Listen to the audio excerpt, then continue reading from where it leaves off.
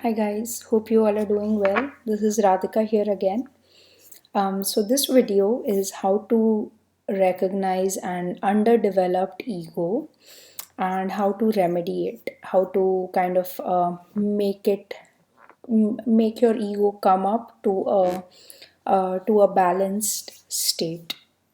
So, if you have been in a narcissistic environment and if you were playing the role of the scapegoat in the narcissistic environment, or just in general, if you have been around narcissists, even if you were not a scapegoat but you were not siding with the narcissist all the time, the narcissist might have attacked parts of your personality, and you might have what seems like an underdeveloped ego. So, what this means basically is that the narcissist or narcissistic people around you have told you, or sometimes this narcissistic person is also the society because of the media and all the advertisements and everything like that, and maybe the company that you keep, your friend circle, etc. So they all might be suffering from this actually without knowing it. So basically what it means is it means that you might have problems accepting yourself or your personality as you are. So this also means physically. So what this results is an underdeveloped personality or an underdeveloped ego. And in the chakra system, this is in the Manipur chakra, because the third chakra from the bottom, the Manipur chakra or the solar plexus chakra, is where you get your sense of I from, or where you realize I am a mammal and I have control over the environment around me, and I am an individual, I am a separate entity. So basically, yeah, so ego is a main theme of the Manipur chakra. So yeah, so actually sometimes even in society we are shown a particular image of like a girl or a boy or a man or a woman, and it kind of becomes like a template, right? Every model will look the same and everyone will have the same kind of a body. And so what happens is people who do not have that kind of a body, they kind of get brainwashed that, oh, I don't have that body, I don't look like that, my hair is not like that, etc., etc. So sometimes even in a non-narcissistic scenario, maybe you have an okay family which is non-narcissistic, but because of society and because of your friend circle, maybe all your friends want to be a particular size, or all your friends want to look a particular way, and all of their talk is based on looks and how this one is looking and how that one is looking and how this body part is and how that body part is. And maybe you don't understand it, you don't understand why they are stressing on it so much, but maybe you internalize it because everyone around you is like that, so you start feeling that maybe something is wrong with me, maybe they are all okay. So these things can happen, and because of these things it might result in an underdeveloped ego. And an underdeveloped ego can show up as follows. So some of the signs that someone might be suffering from an underdeveloped ego are as follows. So one is a lack of opinions or the ability to state them or stand by them. So everyone has opinions, everyone does. Some people just force them down your throat. So such people have an overdeveloped ego and they want everyone to accept their opinion. And some people, they have opinions but they never state them, and they never state them because they feel that if they state them they are going to be overpowered and someone else is going to make them feel bad because they have that opinion. And this is due to the programming or the conditioning that they have had in their past. So it might have been a narcissistic kind of scenario, or in the office sometimes you state your opinion and there are more dominating people around you, so they will kind of cut down your opinion and state their own opinion. So yeah, so basically the balanced ego person will state their opinion, and That's it. They will just state their opinion. They will not expect people to follow it, or they will not expect people to kind of, um, dominate them because they stated their opinion. And even if people follow it, they will be okay. If people dominate their opinion, they will still stand by it.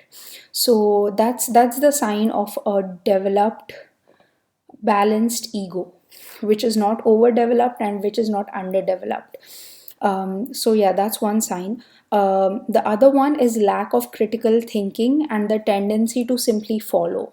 So having faith is definitely a good thing, and trusting in others is also a good thing, but everything has to be in balance. So when you are doing these things, when you have faith and when you are following someone, you have to have critical thinking, because if not, if you do not have critical thinking, you can follow a completely a person who is completely bad for you or for the world, or basically a person who causes destruction. So that's what flying monkeys do, right? They lack critical thinking, so they are following the narcissist and they are accumulating a lot of bad deeds because they are following a non-correct person. So yeah, so basically lack of critical thinking. If you see someone who simply follows everything without thinking about it, that could be a sign of an underdeveloped ego. Lack of self confidence. This is again because in a narcissistic situation or society in general, because it's full of a lot of narcissists, they are always chipping away at your personality. And when they are chipping away at your personality, that's what normally we say is the self, right? Our personality, our identity. So when people are chipping away at it, you might feel a lack of self confidence, because you have given away pieces of you because other people said these are not good. So you gave away a part of you and you feel incomplete now because you gave it away. So yeah, so lack of self confidence. Fear of failure or rejection, this also comes from lack of self confidence. So a person who's self confident knows that failure or rejection is not going to hurt them so much. It's a part of life, and they know who they are. They know, they are very confident in themselves, so they don't feel like the failure and the rejection can break them. But when you don't have enough ego, a developed, balanced ego, you feel like any failure or rejection can really break you down. It will take you back to those memories which you had when people were chipping away at your ego or at your identity. So you don't feel whole and you feel kind of vulnerable, because one push from somewhere and you will be down in the dumps again. So there's a big fear of failure or rejection. So the next point is tied to this one: procrastination for one's own tasks. So procrastination is also because of this fear of failure or rejection, and it is also because of the inferiority complex that develops when you are around narcissists or around people who make you feel bad for being who you are. So yeah, so basically you will procrastinate, you will not do things because you feel that just the act of procrastination is making you feel like you have control, and you know this state, so you know that I'm not trying so I can't fail. And that kind of makes you a little it's a feeling of safety. It's your safety zone, that okay, this is the way I am and I'm just going to always remain this way. I'm not going to try new things, I'm not going to do new things, because then I will not fail. I will just do the things I know how to do. So I will not fail, I will not get rejected, and I will feel safe, and I don't have to go back to those negative emotions that I feel when or the emotions I have felt when I was near the narcissist, when I had to give my ego away or my personality away. So yeah, procrastination kind of keeps you in that safety zone, in the stuck place. So it's a good place to live in. When you are there, you are not doing new things, you're not trying out new things, you're not getting rejected, you're not failing, so you feel you are safe. But um, I would say that it's okay. Sometimes you have to be in that zone to kind of replenish your energy, to replenish your ego. But there has to be a phase where you move on from there, because if you get stuck in a box, you stay in that box, and you probably will have to come back to experience a lot of experiences that you missed out, because you listened to some people who told you you are not good enough, and now you have built a box of safety around yourself, and you want to stay in that box because you feel safe here, which is all good. But the whole world is not full of narcissists, and even if there are a lot of narcissists out there, you can make yourself so strong that you can be a warrior, and you can go out there and face them and still live your dreams without being, always like in the safety zone. So yeah, so that's procrastination for one's own tasks. So you might be doing things for other people, but for yourself you're going to neglect things which are for your own success, or the things that will take you on your life path. Okay, then the next one is less attention to self and more attention to others. So you might go into that people pleaser syndrome, where because you don't have a personality, you have to make everyone around you feel happy all the time, and only then you feel whole. So you are kind of making others as your mirrors and your validation points, instead of the validation coming from inside. So you always have to make everyone around you feel happy. um, then the next one is not listening to one's own body signals. So maybe you're feeling really tired, but you will still keep on doing things. Maybe today you feel like, you know what, I don't want to go out today, but someone asks you in your family that let's go out. Maybe you're feeling a bit sick, and you will still go out and you will fall sick afterwards, because how can you say no? So not saying no, listening, giving too much importance to what others want and ignoring your own body is one sign. Then the next one is kind of similar: too much importance given to what people say about you. So if you have a developed ego, you know that if someone says something about you, if some part of it is true, you take that and you integrate that in your personality and you try to better yourself. But if someone says something to you which comes out of a place of nastiness, or simply to bring you down, not as a critique, as a good suggestion, then you can just let it go, because you feel like it's not adding any value to who I am. And you do not judge it, you do not get so personal about it, you just let it go. You're like, okay, maybe they're dealing with some issues of their own, and they're projecting all of their bad feelings in this one comment, and they're directing it to me. So kind of like someone has a smelly sock and they're passing it to you, and it's up to you. Do you take the smelly sock, or do you say, you know what, I'm good, I don't want it, you can keep it? So it's totally up to you. If you want to take it, you take it. If you don't want to take it, no one's forcing you to take it. So if you have an underdeveloped ego, though, everything people will say will matter to you, because you are not your validation point.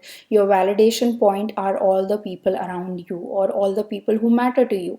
And I'm not saying that uh, you should not listen to people who matter to you, but if you are around narcissists, they are going to bring you down, or mean people, they are going to bring you down. Maybe you're around someone who really loves you and they encourage you when you need it, and if you are way high in the clouds, they bring you down because it is necessary, because you are kind of getting an overinflated ego yourself. So that all is fine. So even to get to that, you need the critical thinking, you need to analyze everything, not too much, but up to an extent, so that you can react accordingly. So yeah, so too much importance is given to what people say and obsession about it, like, oh, so and so said so to me. And because you are so already protecting your ego, when they say something to you, it hurts really bad because you feel like, I have to protect my ego, I have to protect myself.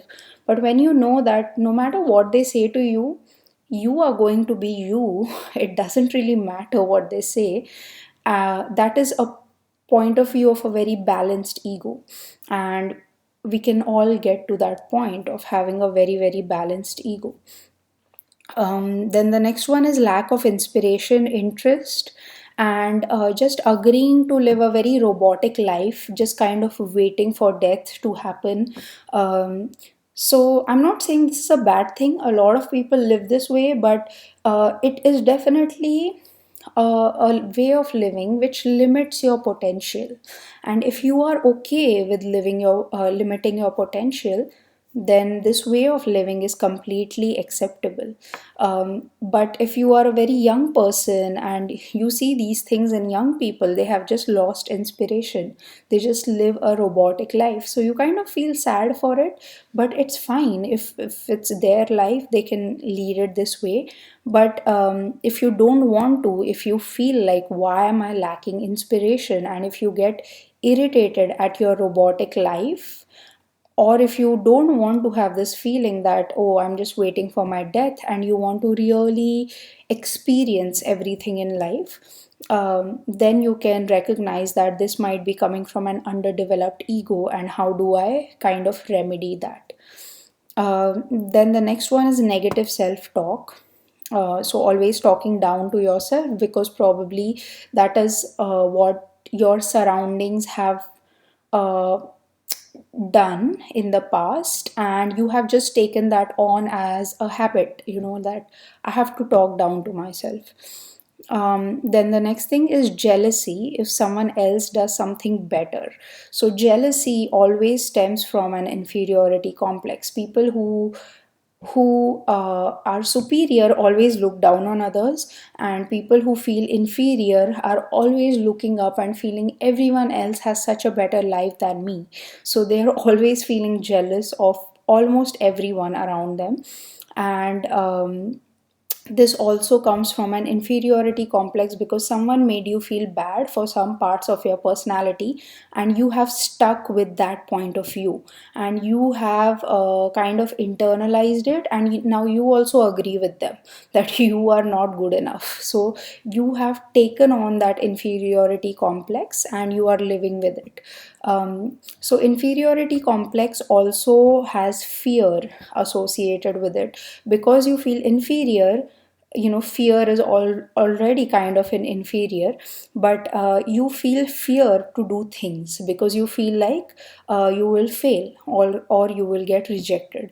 And this again makes you procrastinate, and it keeps you stuck in one place, and then you just remain stuck over there, and you become negative about life. And then you lack inspiration, and then you kind of adjust with that negative outlook, and you just feel like, okay, I have reincarnated on this earth. Let me just live out this life and die one day. So it kind of it's all related that way. It's like a cycle. Yep. So in my previous example, in which I said, okay, you like parks and you like environment, and you see a gang of teens who dirty the park. Maybe they eat something and throw trash, and they're sitting on the benches. A person who has an underdeveloped ego, they might not even consider themselves like they like the park, because they might not have a personality at all. They might be just like, okay, I'm just going for a walk in the park, and if someone throws trash there, they might not care.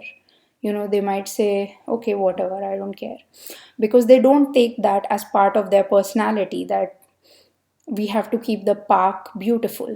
And they might actually love the park, they might be going there every day, but they just don't want to own that part of their personality, that yes, I want to keep this park clean, that is a part of me, that is a part of who I am. They don't want to own it, so they give it away and they become like, okay, whatever, I don't care.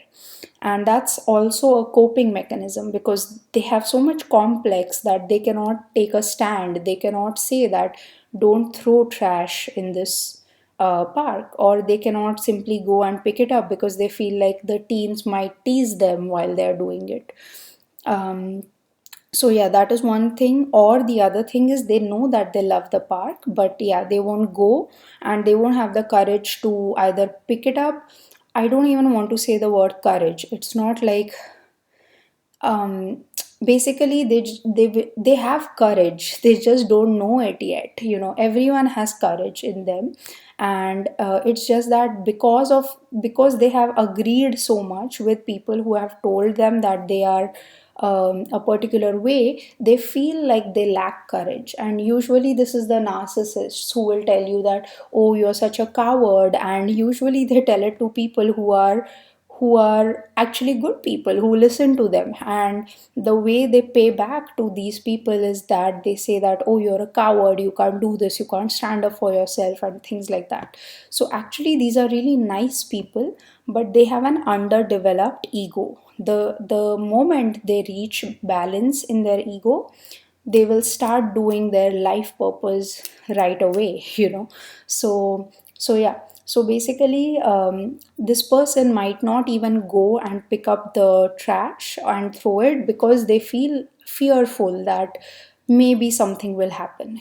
Maybe the teens might gang up and attack them, or say something nasty to them, etc., so they won't do it. So yeah, so that is how a person with an underdeveloped ego might react to the previous situation.